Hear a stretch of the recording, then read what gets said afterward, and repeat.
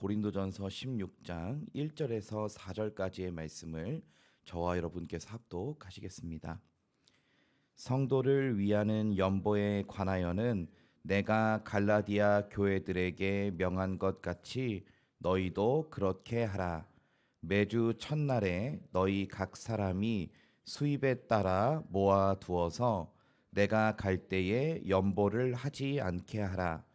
내가 이를 때에 너희가 인정한 사람에게 편지를 주어 너희의 은혜를 예루살렘으로 가지고 가게 하리니 만일 나도 가는 것이 합당하면 그들이 나와 함께 가리라. 아멘.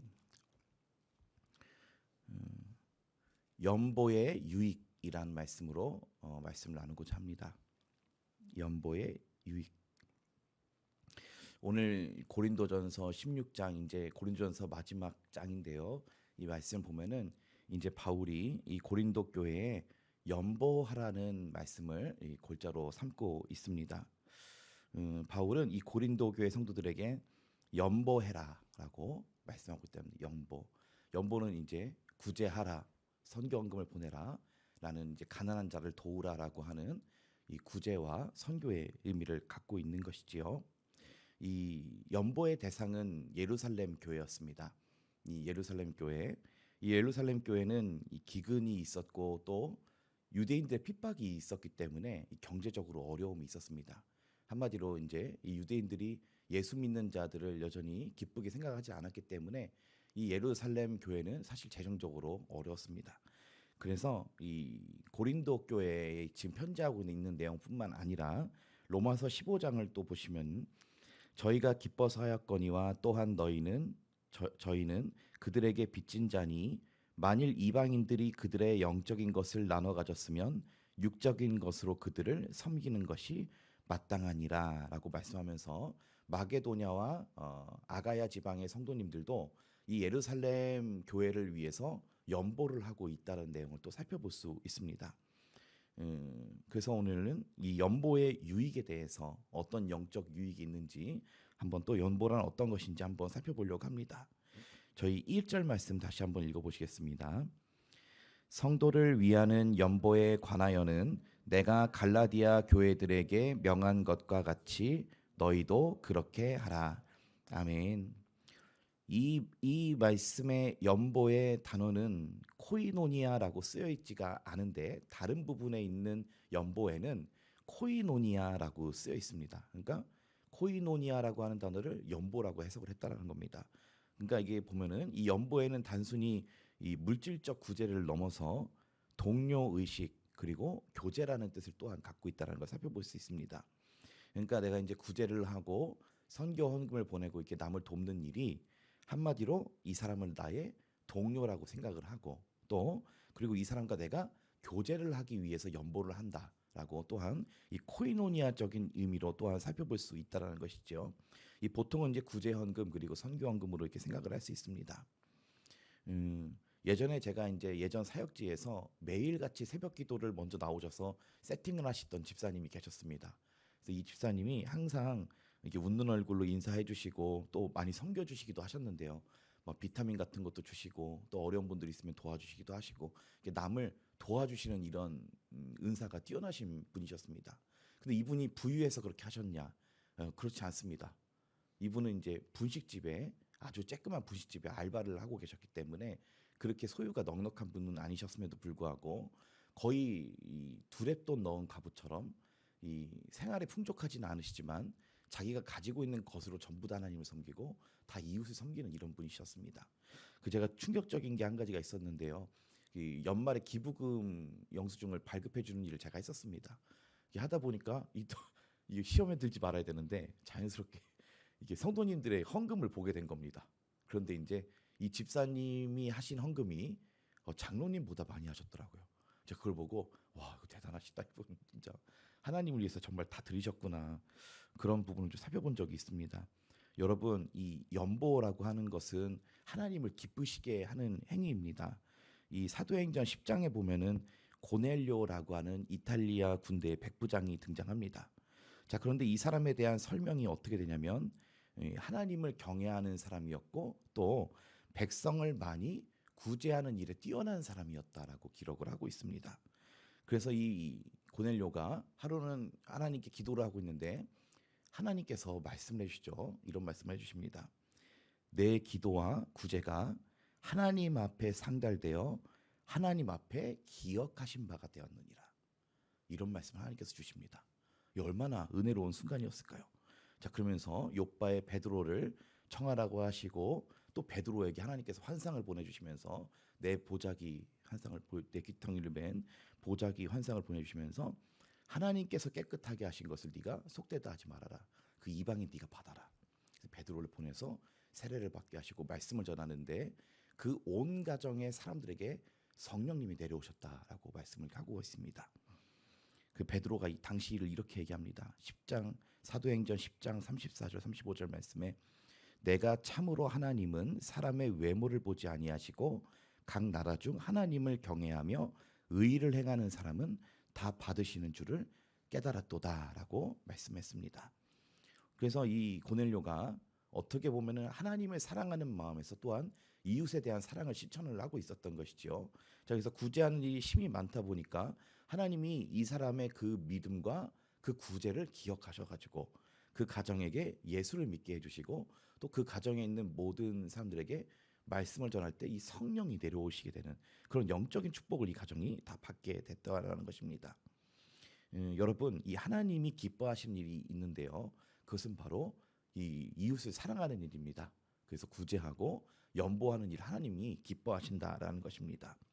잠언서 19장 17절 말씀에 가난한 자를 불쌍히 여기는 것은 여호와께 꾸어드리는 것이니 그의 선행을 그에게 갚아주시리라라고 말씀하셨으며 신명기 15장 11절 말씀에 땅에는 언제든지 가난한 자가 그치지 아니하겠으므로 내가 내게 명령하여 이르노니 너는 반드시 내 땅 안에 내 형제 중 곤란한 자와 궁핍한 자에게 내 손을 펼지니라 라고 말씀하고 계시다라는 것입니다. 여러분, 하나님은 가난한 자를 불쌍히 여기시고 또 그 가난한 자를 돕는 자를 하나님께서 또한 기뻐하신다라는 것입니다. 앞서 살펴본 것 같이 이 고넬료는 이 사람을 구제하는 일 그리고 하나님을 경외하는 일에 열심히 하니까 하나님께서 그 가정에 영적인 축복을 내려주시는 이런 일을 살펴보았습니다. 이 둘째로는 연보는 하나님께 감사한 마음으로 하는 것입니다. 저희 2절 말씀 함께 읽어보시겠습니다. 매주 첫날에 너희 각 사람이 수입에 따라 모아두어서 내가 갈 때에 연보를 하지 않게 하라. 아멘. 이 말씀의 매주 첫날이라 함은 안식 후 첫날, 그러니까 오늘로 말하면 주일을 말하는 것입니다. 자, 그래서 이 주일에 각 사람이 수입에 따라라고 말씀하고 있는데요. 여기서 수입은 유오도오라고 하는데 성공과 번창하다라는 뜻을 갖고 있습니다. 자, 그래서 여기서 말하는 수입에 따라라고 함은 단순히 자기의 물질적인 수입을 얘기하는 게 아니라 하나님이 나에게 주신 만큼 이란 뜻을 갖고 있습니다. 하나님이 그에게 번창하게 해주신 만큼 그리고 하나님이 그에게 은혜를 주신 만큼 각 사람이 감사하는 마음으로 떼어놓으라라는 뜻을 갖고 있습니다.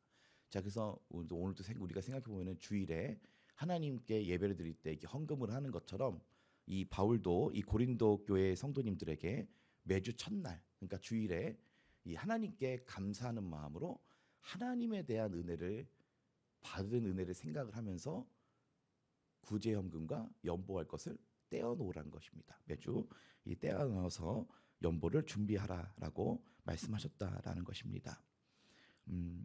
그래서 여러분, 이 연보란 하나님이 나에게 주신 은혜를 감사하는 것입니다.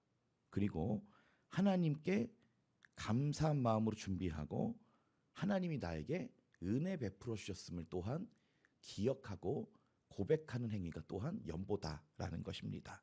자, 그래서 연보란 단순히 물질적 구제를 넘어선 하나님을 향한 사랑의 표현이고 그리고 이것은 영적인 의미를 또한 담고 있다는 것입니다. 단순히 내가 가지고 있는 돈으로 저 사람을 좀 도와줘야겠다라고 하는 의미로 하라는 것이 아니라 하나님이 내게 은혜를 주신 것을 기억하고 하나님께 감사하는 마음으로 그 연보를 매주 준비해 놓으라라는 것입니다. 한마디로 연보란 하나님을 사랑해서 준비하는 것입니다. 주는 것이 복이 있다라고 또한 말씀하셨습니다. 이 바울이 에베소 교회에 고별 설교를 할 때 이렇게 마지막으로 설교합니다. 범사에 여러분에게 모본을 보여준 바와 같이 수고하여 약한 사람들을 돕고 또 주 예수께서 친히 말씀하신 바 주는 것이 받는 것보다 복이 있다 하심을 기억하여야 할지니라. 아멘. 약한 사람들을 돕고 이 주의 말씀대로 주는 것이 받는 것보다 복이 있다라고 예수님 말씀해 주셨다라는 말씀을 꼭 기억해야 된다라고 하면서 이 에베소 교회 성도님들에게 주는 것의 유익과 주는 것의 복에 대해서 얘기를 하고 울면서 기도하고 마칩니다. 우리가 흔히 생각해 보면은 내가 받아야 유익이 있는 것이지 않습니까? 내가 받으면 그만큼 생기는 거고 주면 그만큼 없어지는 것 아닙니까? 자, 그런데 왜 이 성경은 주는 것이 오히려 복이 있다라고 말씀하셨을까요? 앞서서 우리는 고넬료가 하나님께 영적인 축복을 받았다라는 것을 살펴볼 수 있고요. 또 꾸어주면은 베풀어주면은 누가 채워주실까요? 하나님이 그 사람을 또 채워주시기 때문에 그렇습니다. 자, 그래서 이와 같은 사례로 열왕기상 17장에 엘리야 때 사르밧 과부의 떡가루 통이 떨어지지 아니한 점, 그리고 열왕기상 4장에 엘리사 때 과부의 기름 그릇이 떨어지지 아니하였던 것은 하나님이 그 과부들에게 은혜를 베풀어 주셨기 때문에 그렇습니다. 하나님의 말씀에 순종하여 먼저 베풀 줄 알았던 그 두 과부에게 하나님께서 그 가루의 떡이 떨어지지 아니하게 하셨고 그 기름이 떨어지지 않게 하셨다라고 성경이 기록하고 있다는 것입니다. 이 여호와의 말씀에 순종하니까 하나님이 그들에게 이렇게 떨어지지 않는 또한 이런 복을 허락해 주신 줄로 믿습니다. 여러분, 연보는 복의 통로입니다. 내가 하나님이 주신 그 은혜를 감사하고 은혜를 감사하여 준비해서 드리는 것이 또한 연보이고 또 이런 연보를 했을 때 하나님께서 또 그 집에 있는 가루와 기름이 떨어지지 않게 해주셨다라는 것입니다.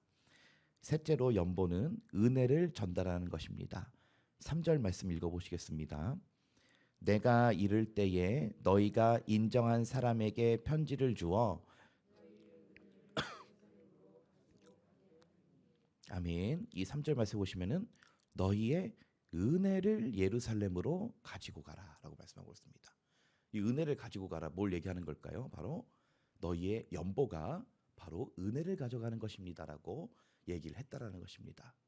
자, 여러분, 하나님께서는 이 가난한 자를 돕고자 하실 때 뭐 초자연적인 방법으로 돕지 않으시고요, 사람을 통해서 도우십니다.